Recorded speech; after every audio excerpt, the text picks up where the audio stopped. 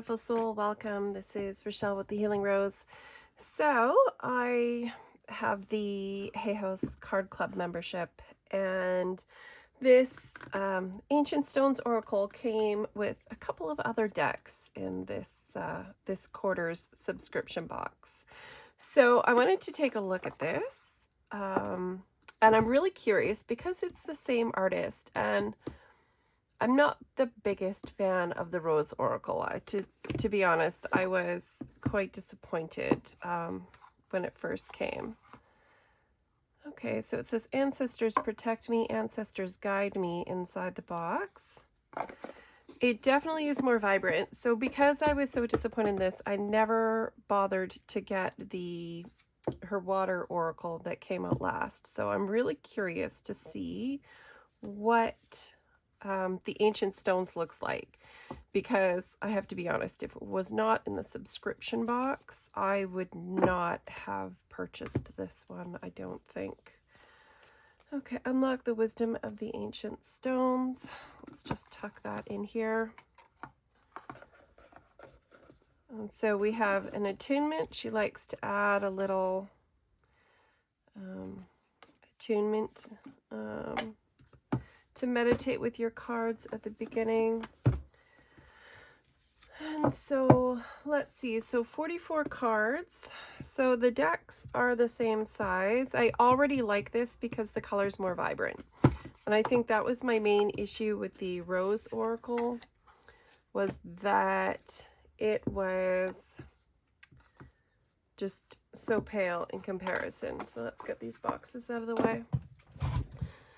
And I thought I was going to just do a flip through of this one, but I actually want to see a side-by-side of the two to see if I have a clear preference for myself. So let's just start taking a look. So the backs,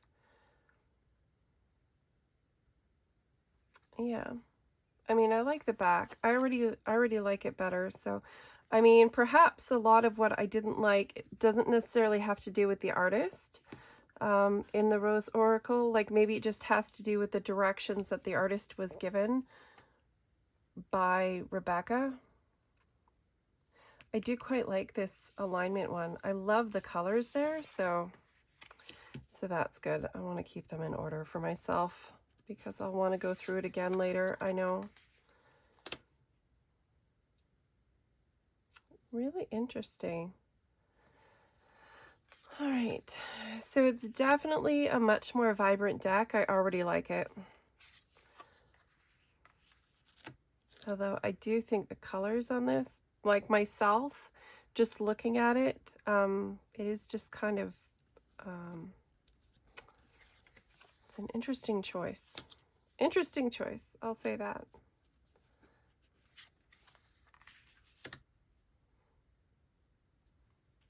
So some of the cards definitely still have that really soft, faded, washed out effect to them,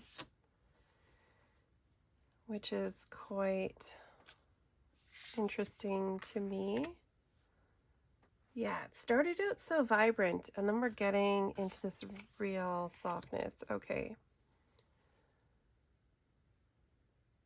Yeah, I definitely like when we have more tone to it.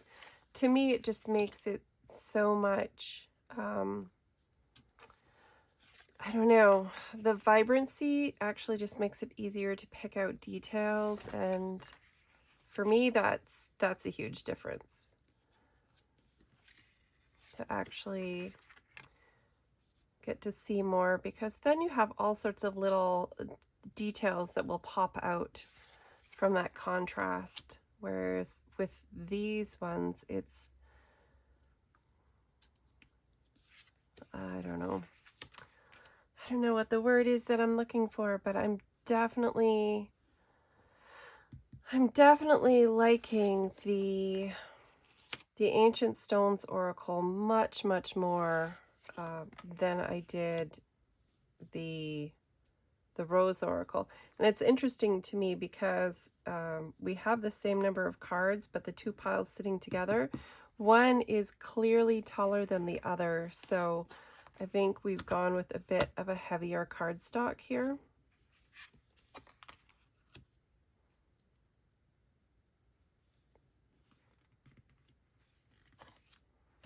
All right, they're sticking a little bit. So a fair amount of it is still fairly pale.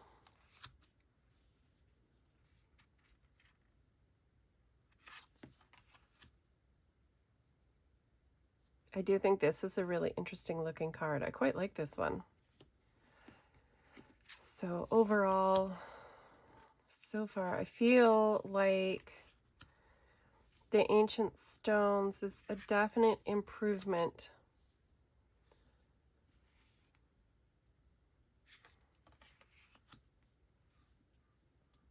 And it almost makes me wonder, now that I'm looking at this, if I would actually like the Healing Waters Oracle. But you know what? I already have the Ocean Dreams, which I really love. So I don't know that that is something that I need to add to my collection. How many water oracles does one person need? I quite like this with the Labyrinth. And how much depth we have here. The amount of depth in this image versus this image to me comes across as really flat. So it's quite interesting. I mean, massive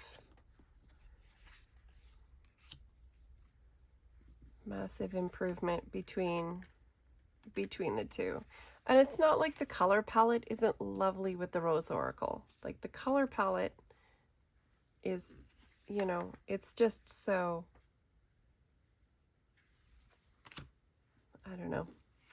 All right, so I think I'm actually going to enjoy. I was kind of almost debating because I wasn't super excited. I'm going to be honest, I was not super excited about any of the decks that were in this subscription box, actually. Again, this is this really washed out peachy. It's an interesting choice of rose color to use because it's not very vibrant. It doesn't really stand out. I mean, those are lovely roses in person, but image-wise, they just don't. I quite like this Stone of Destiny. I love how vibrant the greens are. And then we go to this, it's like we alternate between really vivid and really washed out. So that's kind of an interesting juxtaposition within the deck itself. So even when we don't have a lot of color, we can still have a lot of clarity. Like there's a sharpness to the image, which just, if we just look at the two, you know, this is so faded out, so many layers of things over it that it's hard to really see the detail. And this there's so much sharpness in the stone that it just makes it, for me anyways, just personally, it makes it so much more interesting. So we have Wisdom Keeper and the Wild Rose. And I don't like this card at all. I'm going to be really honest. It's quite interesting. Okay, so let's take a look because I'm quite sure. Yeah, I can tell right away. So we have definitely much thicker cardstock in the new deck. So let's take a look. Let's see how it shuffles. And interesting, I wonder if they just chose thicker cardstock for this deck, or if it's going to be an overall choice that they're making. So it shuffles quite smoothly. It is much stiffer to shuffle than the usual Hay House cardstock. So there is that, but I'm quite positive, having had some fairly hefty cardstock in some decks, that once you've shuffled it like 100 times, it's going to come out beautifully. So let's see if we can get Let's see if we can get ourselves a card to read and see what comes out. So it's quite smooth. I mean, none of the cards are sticking together. I mean, I'm really glad that for the most part, they've moved away from those glossy finishes on a lot of their cards, because the glossy finish I've found always stuck to itself and made it really awkward to shuffle, which is why I never use my good tarot.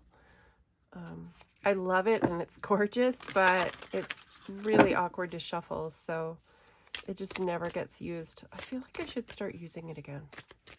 Every time I mention it, I'm like, oh yeah, that's the one. Let's go with this card. Okay, interesting.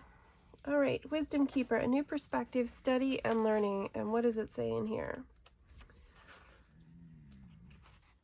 Oh, there's quite the bibliography in the back here.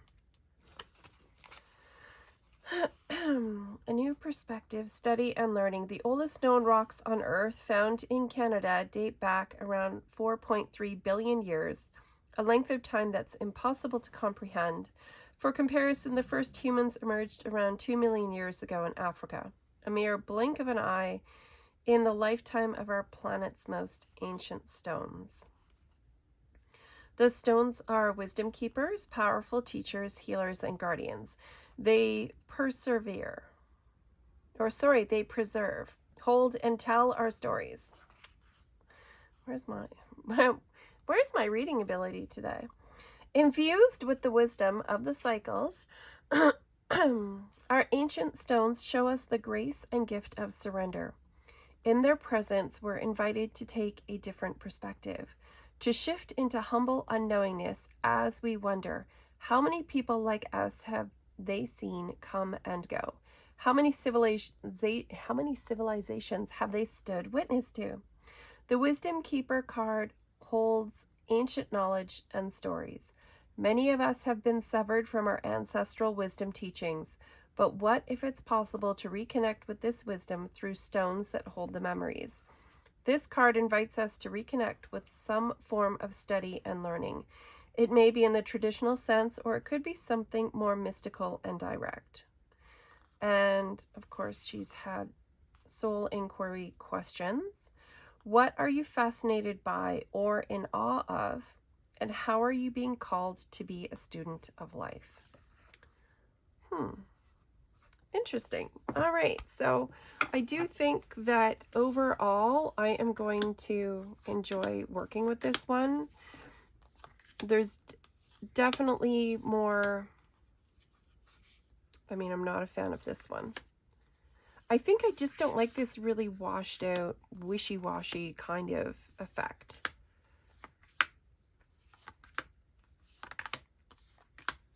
So overall, I don't mind the color palette. This is kind of interesting with the ovals of stones.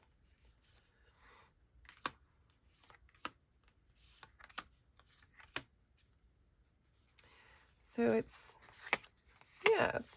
fairly interesting. I think there's some cards in here I really like. This one is not a favorite because, again, it's just,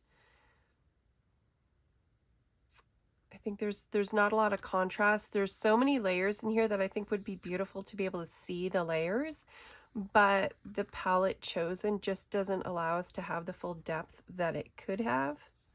When you have that tone on tone like that, I think it takes away from a lot of the depth. Whereas we have something like this where, again, we have this ring, but we can see through the ring. We can see these depths and layers. And in this one, it's very much lost, which is unfortunate, you know. But yeah, I think realistically, I think like with cards like this where we have so much sharpness in it, there's so much clarity. You know, there's really like a lot that you can pull from this image intuitively to work with, which I think is a massive improvement from most of the cards in the Rose Oracle. I mean, just my opinion. Some people love this artwork, and, you know, all fairness to them, it's just, you know, I'm just basing it off of how it works for me and what you know, what I can see. But yeah, I'm really liking this, this Ancient Stones. I think it's actually going to be functional within my collection. I wasn't sure if it was going to be one I opened, looked at, and then immediately just resold. But I quite, yeah, I think I quite like this one.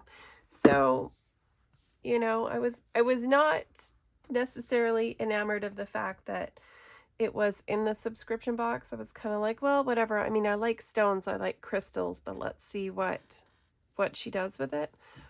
Yeah, and I think actually I'm feeling quite positive about this one, so that's awesome. All right, well, you know, if you chose to show up and hang out, thank you so much for tuning in, and I hope you have an absolutely fantastic week and a wonderful day. Take care.